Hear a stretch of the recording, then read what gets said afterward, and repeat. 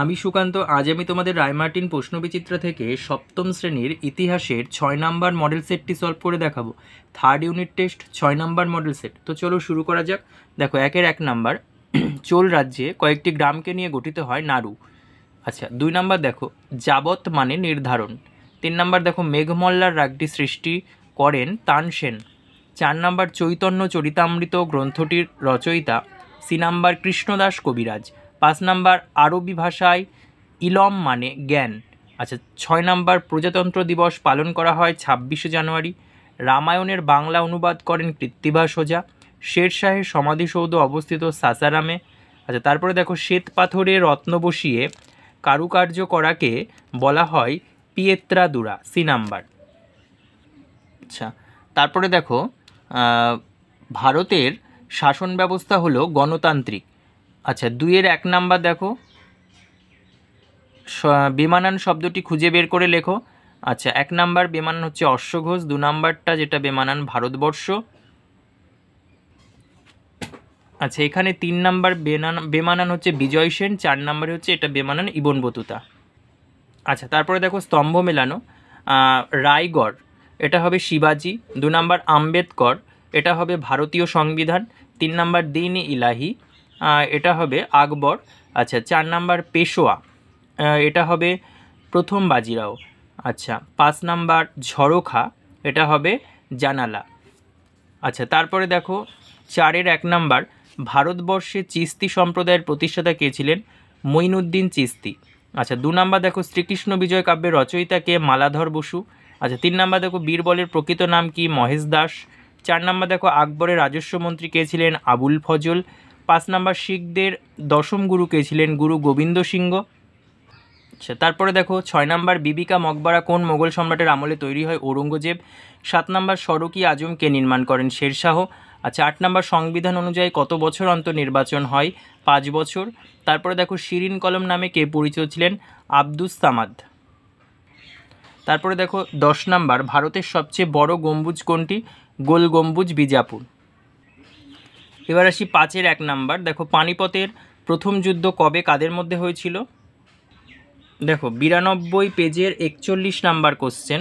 দেখো এগুলো একটু দেখে নাও বাবরের দক্ষতা পর্যন্ত। তারপরে দেখো 2 নম্বর পুরন্দরের সন্ধি কবে কাদের মধ্যে হয়েছিল? দেখো 197 পেজের 6 নম্বর কোশ্চেন। দেখো কাদের মধ্যে হয়েছিল এবং এর ফলাফল দেখো।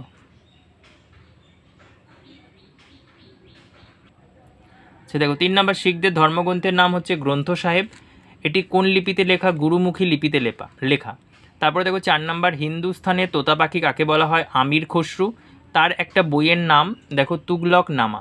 আচ্ছা তারপরে দেখো তসভির কাকে বলে? কার আমল থেকে শিল্পীরা প্রথমে ছবিতে স্বাক্ষর করতে শুরু করেন?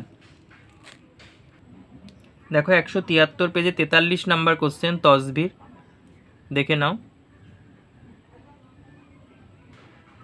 তারপরে দেখো দীপঙ্কর শ্রীজ্ঞান কে ছিলেন?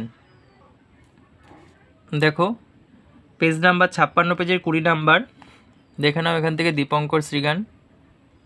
আচ্ছা তারপরে দেখো বিজয়নগর সাম্রাজ্যে যে 4টি রাজবংশ রাজত্ব করেছিল তাদের নাম সঙ্গমা, সালুভা, টুলুভা আর হচ্ছে আরাভিদু।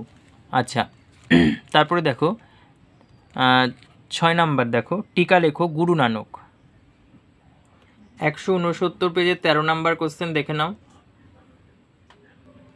তারপরে দেখো 2 নম্বর সিজ দাও পাই বস। 90 পেজের 26 নম্বর কোশ্চেন সিজ দাও পাই বস।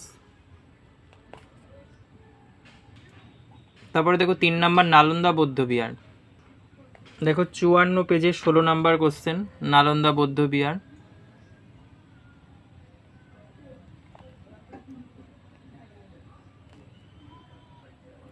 তারপর দেখো 4 নম্বর গ্রাম পঞ্চায়েত। 215 পেজে 18 নম্বর কোশ্চেন গ্রাম পঞ্চায়েত।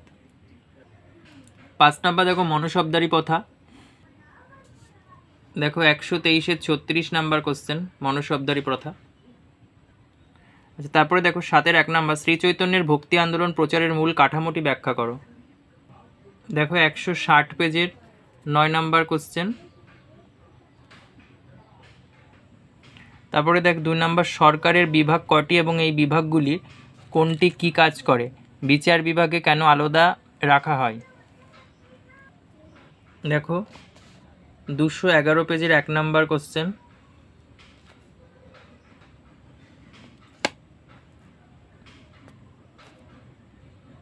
তিন নম্বর, মধ্যযুগের ভারতের সাধারণ মানুষের জীবনযাত্রা কেমন ছিল? 157 পেজের 1 নম্বর কোশ্চেন দেখো। তারপরে দেখো 4 নম্বর, ইকতা কি? ইকতা ব্যবস্থা সুলতানরা কেন চালু করেছিলেন? দেখো এটা 84 পেজের 21 নম্বর কোশ্চেন, ইকতা কি?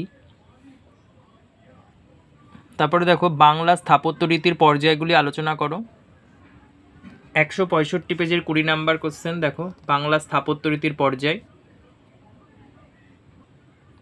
তারপরে দেখো 6 নম্বর, শিবায়ন কি এবং এর থেকে বাংলা কৃষকদের জীবনের কি পরিচয় পাওয়া যায়? দেখো 175 পেজের 58 নম্বর কোশ্চেন। তারপরে দেখো শিব চাষবাস করে সংসার চালানোর চেষ্টা করে, এই পর্যন্ত। তারপরে দেখো নাথ সাহিত্য বলতে কী বোঝায়? 176 পেজের 59 নম্বর কোশ্চেন দেখে নাও, নাথ সাহিত্য বলতে কী বোঝায় এবং বিষয়।